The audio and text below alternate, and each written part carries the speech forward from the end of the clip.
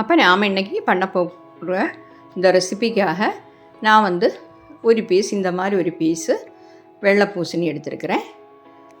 Okay, இது வந்து உடம்புக்கு ரொம்ப நல்லது, வாட்டர் கண்டென்ட்லாம் நிறைய உள்ளது. ஓகே, அப்போது ஒரு சின்ன ஃபேமிலிக்கெல்லாம் இவ்வளோ எடுத்தால் போதும். அதுக்காக நான் வந்து ஒரு 1/4 கப்பு கடலைப்பருப்பு 1 மணி நேரம் தண்ணியில் ஊற வச்சுருந்தேன். அது ஊறி இருக்குது. ஓகே, நம்ம ஈஸியாக பண்ண போகிறோம். இப்போது இது வந்து இதை கட் பண்ணணும். இதோட ஸ்கின் எல்லாம் மாற்றிட்டு நாம் வந்து சின்ன சின்ன பீசஸாக கட் பண்ணணும். ஓகே, இப்போ நம்ம குக்கரில் தான் வைக்க போகிறோம், அதனால் நம்ம ஈஸியாக பண்ணிடலாம்.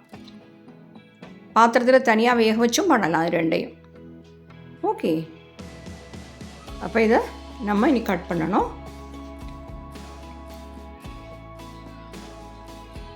இதோட மிடில் போர்ஷன் எல்லாம் கட் பண்ணி மாற்றிடலாம். அதோட ஸ்கின்னையும் ரிமூவ் பண்ணிடலாம். இந்த மாதிரி மாற்றிக்கோங்க.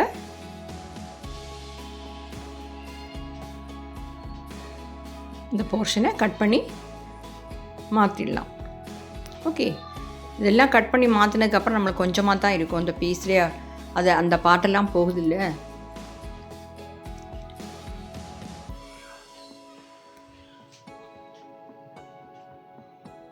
இந்த மாதிரி கட் பண்ணிக்கோங்க. ஸ்கின்னை ரிமூவ் பண்ணிக்கோங்க.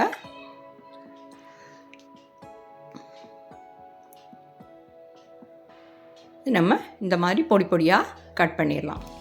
இந்த மாதிரி சின்னதாக கட் பண்ணால் போதும். நான் வந்து ஒரு குக்கர் எடுத்துக்கிறேன். இந்த குக்கரில் நம்ம ஊற வச்சுருக்கக்கூடிய கடலைப்பருப்பு, அதில் கொஞ்சம் தண்ணி தான், தண்ணியே இதுக்கு தேவையில்லை. நம்ம இது வேக வைக்க தண்ணி தேவையில்லை. இந்த தண்ணியும் கூட நம்ம வேணால் மாற்றிடலாம். ஓகே,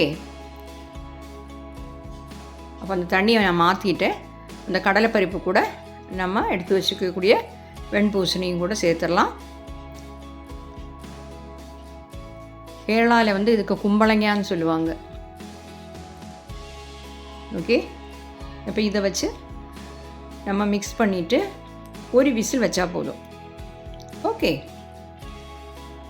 இப்போ கேஸ் ஆன் பண்ணி நான் வச்சுருக்கிறேன். ஒரு விசில் வரட்டும். அதுக்குள்ளே நமக்கு இதுக்கு வேண்டிய தேங்காவை அரைச்சிடலாம். நான் வந்து ஒரு 1/2 கப்பு தேங்காய் துருவினது எடுத்துருக்கிறேன்.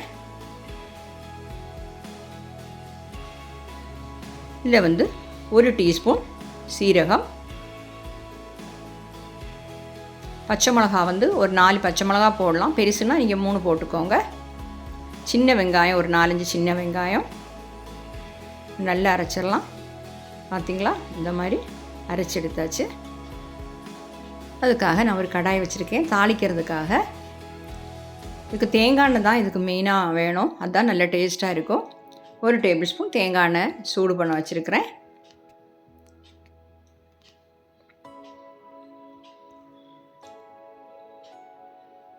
இப்போ ஆயில் சூடாகட்டும்.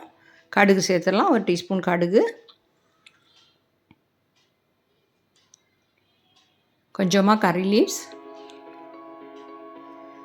பெரிய வெங்காயம் வந்து ஒரு பாதி பெரிய வெங்காயத்தை சின்னதாக கட் பண்ணி சேர்த்துருக்குறேன். பெருசுனா பாதி, ரொம்ப சின்னதுன்னா நீங்கள் ஒன்றே சேர்த்துக்கலாம். இப்படி தாளித்து கொட்டும்போது அது தனியாக ஒரு டேஸ்ட் இந்த கூட்டுக்கு. நல்லா வதக்கிடலாம்.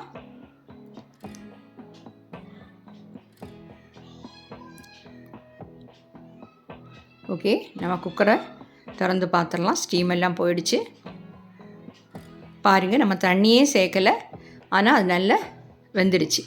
ஒரு விசில் வச்சா போதும். தண்ணி சேர்க்காமல் நீங்கள் 2 விசில் 3 விசில் வச்சிடாதீங்க, அடி பிடிச்சிரும். அதனால் ஒரே ஒரு விசில் வைங்க. கடலைப்பருப்பெல்லாம் நல்லா வெந்துடுச்சு.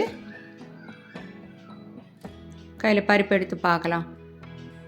பார்த்திங்களா, அதுவும் வெந்துடுச்சு. நம்ம 1 மணி நேரம் ஊற விட்டோமே, அதனால் சீக்கிரமாக வந்துடுச்சு. ஓகே, இப்போ தாளித்து வச்சுருக்கக்கூடியது நம்ம இதில் கொட்டிடலாம். அதையும் போட்டு கொதிக்க வச்சா நல்லது. இந்த கூட்டுக்கு அப்படி தான். நம்ம மற்றதுக்கெல்லாம் நம்ம கடைசியில் தாளித்து கொட்டுவோம். இந்த கூட்டுக்கு வந்து முதல்லையே தாளிச்சிட்டு தான் இதை வேக வைக்க. பாத்திரத்தில் போட இருந்தால் அப்படி போடணும். நான் வந்து சீக்கிரமாக பண்ணதுக்காக நான் குக்கரில் வச்சேன். எல்லாத்தையும் மிக்ஸ் பண்ணிவிட்டு நம்ம வந்து அரைச்சி வச்சுருக்கக்கூடிய தேங்காய் இருக்கேன் அதை இதில் சேர்த்துடலாம். தண்ணி நிறைய சேர்க்க தேவையில்லை, ஏன்னா நம்ம இது சைட் டிஷ்ஷாக தான் சாப்பிட போகிறோம். அதனால் தண்ணி கொஞ்சமாக சேர்த்தா போதும். இந்த மிக்ஸி ஜாரில் விட்டு ஒரு 1/4 கப்பு கூட சேர்க்கலை, நான் அதையும் அதை விடையும் கம்மியாக தான் சேர்த்துருக்குறேன். எல்லாத்தையுமா நல்லா மிக்ஸ் பண்ணணும்.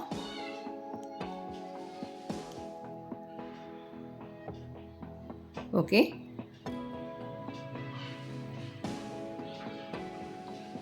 தேங்காய் சேர்த்ததுக்கப்புறம் ஒரு 2 நிமிஷம் தீயை குறைச்சி வச்சு கொதிக்க விடணும். ரொம்ப நேரம் கொதிக்க விட தேவையில்லை. சால்ட்டு போட்டுக்கலாம். சால்ட்டு வந்து நிறைய போடக்கூடாது. இந்த கூட்டுக்கெல்லாம் சால்ட்டு நிறைய தேவையில்லை. ஓகே, சால்ட் செக் பண்ணிக்கோங்க.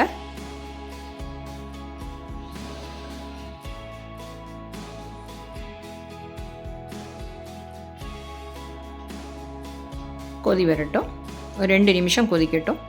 அந்த தேங்காவோட பச்சை வாசம் போகணும், அதுக்காகத்தான். நல்ல ஒரு ஹெல்த்தியான சைட் டிஷ். கொஞ்சம் கறி லீவ்ஸ் இருந்தால் அதை இந்த மாதிரி பிச்சு போட்டுக்கோங்க. அந்த கறி லீவ்ஸோட வாசம் லாஸ்ட்டில் அந்த கறியில் போடும்போது ரொம்ப நல்லா இருக்கும்.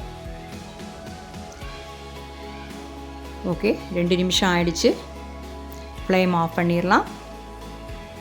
பாருங்கள், நான் ஒரு பவுலில் மாற்றிட்டேன். இவ்வளோ சூப்பராக இருக்குது பாருங்கள். சீக்கிரமாக பண்ணிட்டோம். அதே மாதிரி ரொம்ப ஹெல்த்தியான ஒரு ரெசிபி. ஓகே, இப்போ நீங்கள் கட்டாயம் ட்ரை பண்ணி சப்பாத்திக்கெல்லாம் கூட ரொம்ப நல்லா இருக்கும். Okay, thank you.